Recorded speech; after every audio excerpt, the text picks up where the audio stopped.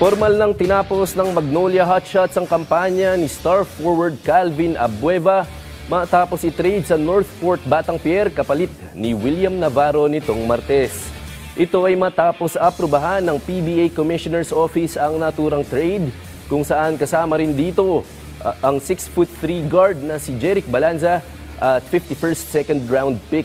Matatanda ang nakuha ng hotshot si Abueva sa Phoenix Fuel Masters noong 2021 kapalit ni Chris Banquero at 2 draft picks.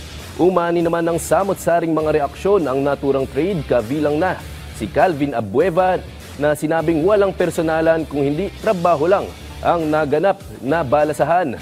Ayon din sa kanya, nasa isang ospital siya nang mangyari at maabisuhan siya sa naturang trade. Walang personalan, tol. Trabaho lang. Ganyan talaga. Bago pumunta ng pa-check up ng bunso, tinawagan ako. Yun nga. Bingo. Wala na.